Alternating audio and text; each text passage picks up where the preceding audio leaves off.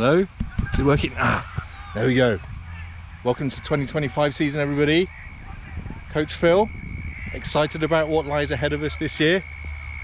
Last season I made a few YouTube videos to try and get the boys aware of what the tactics are, what's expected of them on game days. Much easier to do that than to try and explain it when they're all excited on the training pitch. So I hope you'll help me get these videos watched a little bit so that we know all about our tactics for the years ahead. So here's the opening tactics video. See you later. Thank you. Alright then, ballers, let's talk some tactics. You've heard me say most of this before in training, but I'm just going to repeat it just in a few minutes, hopefully without boring you too much. Hopefully it'll make sense. Of course, if you've got any questions, any thoughts, please do talk to me when we're at training, but I hope this all makes sense. So I'm going to start with the defenders. So we've got 3 defenders. We then, of course, have 4 midfielders and a centre forward, a 3-4-1 formation. I'm going to start with a bit of detail on what we need to see from these defenders. As we've trained, when we're defending, these 3 defenders need to be in a line a little bit like this, 3-4 meters apart, not much more than that. Let's stay nice and compact, which makes it really difficult when we're under attack. We've got these players attacking us. If we're nice and compact, it's much harder to get balls through the gaps. Okay, that's the reason for being not too far apart and being in a line. If we've got one here, then these gaps get bigger. If we come out here, and of course we've got huge gaps. So the smaller we can keep those gaps, the absolute better it is for our defensive shape. Okay, so that's really important for the defenders. One other thing, I don't really want to see these defenders becoming wing backs. So if the opposition are attacking down here, if we've got our left-sided central defender coming out here, look at the size of the gap we've got here. It's absolutely huge. Even if this one comes along, that leaves a huge gap here. If this one notices that and comes over here, we've then got a massive gap over here that we need to fill as well. So let's not get drawn out there. Let's keep our structure in the middle. If there's defending to do around here, that needs to be the left-sided midfielder.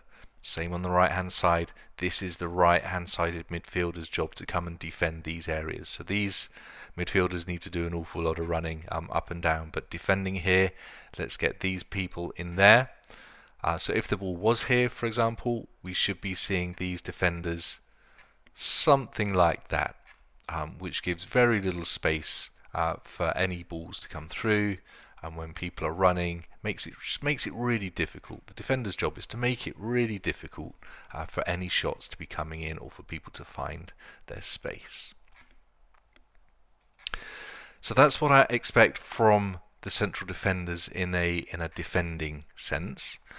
One of the big problems that we had last season, we had in our first game, and I'm sure we'll continue to have a little bit, is when we're attacking. So we're really good at defending and getting in the way of things and clearing it. So let's say this central defender has cleared it all the way up here. Centre forward's going to be running after it. Midfield right will be getting after it there as well. Central attacking midfielder. We've got our defensive midfielder there. Left-hand sided midfielder has run up here. Too often, we've got our 3 centre-backs all the way down here on their own, and they're ambling up towards the halfway line maybe, but not running. The problem with that is that we've then got all these red players and a few blue players trying to play the way through them. And usually that's not going to work, and the ball's going to come back really, really quickly. So the more these players don't run up the pitch, the quicker the ball is going to come back to them and we'll have more defending to do. I know several players say, well, I'm just stay here because I know it's going to come back, but it's coming back because you're staying there. So if these 3, when we're attacking, can get up the pitch, then that helps the attack. So this centre forward, if they have it there, they can play it off to the right midfield. The right midfielder's then got an option to play it back here, and we can play some of those great passing shapes that we have been doing in training. So it just gives more options, and when the red team start to attack, we can break up an attack close to the halfway line rather than having to break that attack up close to our area. Okay, so very, very important, and it involves running again. But these three central defenders need to appreciate they've got an attacking responsibility as well, and getting up when we can. So that's where I'll leave defenders for now. Keeping your shape when we're defensive, not going too far out wide, and remembering to get up the pitch. They're really the three main things for defenders to remember. We've then got the midfielders. So a tough job, as I said, for the right and left midfielder. This whole area needs to be running up and down here all day long, depending on whether we're defending or attacking. So that's the left midfield. Right midfield should be up and down here as well. Really hard job. You need good legs, and again, you've got to concentrate knowing where the ball's going and making those appropriate runs. So tough job, but lots of fun. And this is where lots of our goals are going to come from as well, from those wide positions, I think. One other thing with the left and right midfielders that we didn't really train very much last year, but we need to advance things just that little bit further, I think, this year. Let's say the opposition are attacking us down our right hand side. So if we've got an attacker there, we're going to have our central defenders will be something like that. This is the area for the right midfielder to be defending, so they should be getting back, if not already ideally there. We're going to have our defensive midfielder there, central attacking midfielder maybe just a little bit further up, looking for runners coming through, also with half an eye on when that ball breaks for us and seeing how we can then attack. But this left midfielder, quite a lot last season, that left midfielder was staying out on the left, up here, well out of the game. We need to change that a little bit. So this left midfielder coming into the middle of the park provides another option for passes as and when that ball breaks. When we get that interception, we've got that extra body in there, ready and waiting to win the ball and help us get the ball back up the pitch. The opposition might also be sending players forward, so this left midfield can look out for other players making runs in behind where our central defenders might not be looking. So being aware, concentrating again, but let's make sure that when the ball's on the right, the left midfielder is still involved in play, always being useful. That goes for every position, always being useful. And that, of course, goes on the right-hand side as well. If we were attacking down here, the left midfielder is going to be responsible for doing that piece of defending there. We've got our central defenders nice and central in a line again. We've got our defensive midfielder covering some of the passes and the runs that are going to be coming in from here. That central attacking midfield just that little bit higher. This right midfielder, make sure you're getting involved in play, coming into the middle, being that extra person in the middle of the park. Useless out here. Don't need to be out there. Okay, let's reset that one a little bit. So there we go. One other thing that we didn't really practice very much last year was around our two central midfielders. So sometimes we tried to say go a little bit further left, a little bit further right. I think again we can advance that a little bit this year. I think if one of our midfielders is slightly more advanced, the other one's slightly more defensive. So last year we would typically have had somebody like Ethan in this position who can run all day long, really good at those blocks, getting rid of this trouble. And then we've had somebody like Jack, whose passing is outrageously good. So when that ball does break, somebody like an Ethan is finding that ball, getting to Jack, and Jack can pass out here, up to the centre forward, wherever that may be. Different players are going to be in those positions, of course, as the season goes on, and we all need to be aware of how these positions need to play. So we'll have one just that little bit more forward, and this player always thinking about how we're going to attack when the ball breaks for us, and then one thinking about how they're going to break up the play from the opposition as they come forward. Defensively, these midfielders do have a really big role. So, as I said a little bit earlier, with the defenders not getting up as fast as we would like sometimes, what happened actually for 5 of the 7 goals in our first game is we had an attack, we were something like that, our defensive central midfielders were involved in those attacks as well. Our defenders didn't really get forward, and for 5 of those 7 goals, that left their number 9, who was a pretty special player, with so much space, loads and loads of space, and he could do what he wanted. He was really quick, so he was running through the gaps and taking shots from that centrepiece. So in here we had absolutely nobody. We need to put that right. We need to make sure that these positions, these central midfielders, know exactly what to do. They need to be tracking back, getting involved in play and winning that ball back, and again, particularly this defensive midfielder responsible for tracking back and trying to disrupt that play, giving those defenders some protection as well.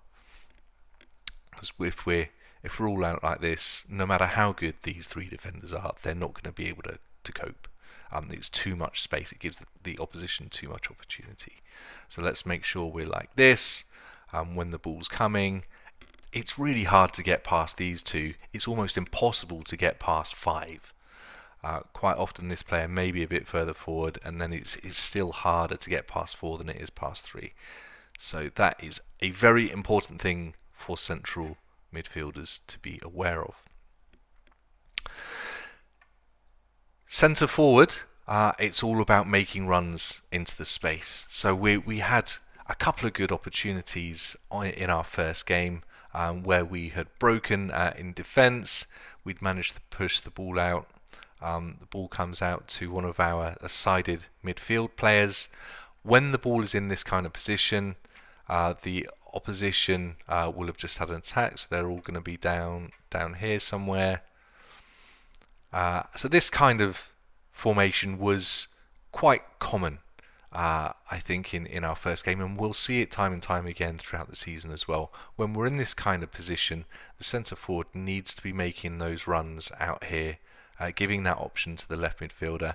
In the end, that left midfielder, right midfielder on the other side, of course, will know that the centre forward is going to make these runs out to these kinds of positions. So they won't even have to look up. They'll know that they can play the ball into here, and our centre forward, whether that's Cooper, whether that's Enzo or anybody else, can expect that ball coming out to here. And as it does so, as we're making that break, that attack, we've got the central attacking midfielder making sure that they're running and getting into good attacking positions up here. We've got the right midfielder joining suit. And then we can get the ball into the middle, and we will get opportunities that way. So that's how we need to work for the centre forward. Centre forward doesn't need to worry too much about getting back. It's good to track back if you can see some danger. If we're getting overwhelmed, it's good to come back and lend a hand defensively. But we do need that out. So if we are all coming back all of the time, sometimes we're just going to be too deep. And we're not going to be able to get the ball up into the opposition half. So it's good generally for the centre forward not to come too much deeper than this, and then we'll manage to get up the pitch. So one more thing I'm going to say before I stop boring you all. We have an area of danger on the pitch. This is it. This is the bushfire zone. Okay, this is not where we want to play any football. We don't want to see the keeper throwing the ball out or kicking the ball out into this area. We don't want to see this right-sided central defender passing it into the number 4 in here. Not even really to the 5 and 6. If the ball's coming out of this position, for example, we want to see it going up here. maybe to these sides a little bit if this midfielder's come out. We don't want it in the middle. The reason for that is if the ball gets intercepted, as happened again in our first game, if it gets intercepted in that middle, it's a very short distance to the goal. And we will concede goals if we start to play football in and around these areas. The opposition will bring it in. We're going to tackle, we're going to intercept. When we have done, we're going to push it wide. Further up again, up to the right midfielder, something like that. May need to play a couple of shapes. On the way up, a centre forward's going to be making a run. Left midfielder, a central attacking midfielder will have made runs as well up here. And we pass the ball until we get in those positions to shoot and, of course, score. So, that's quite a lot of information. I hope it makes sense. There are a few very important things just to remember. This bushfire zone being one of them. Don't play football in there. Central defenders, make sure that when we're defending, you're in this line, you're not too far apart, and you're not going too far out to the sides. Left and right midfielder, defending and attacking up that side, making sure that when the play's on the other side of the pitch, coming into the centre and being useful. Central midfielders, make sure you're getting back, providing cover for those central defenders, making it harder for those attacks to get through to our goal. And centre forward, making those runs forward to the sides so that our midfielders know where you're going to go. It gives that option, and we'll work up the sides into the middle, and then that's where our goal scoring opportunities are going to be. Lots to remember. I've just spoken there for far longer than I really wanted to, but I hope that makes sense. We'll continue to work on that, and thank you very much.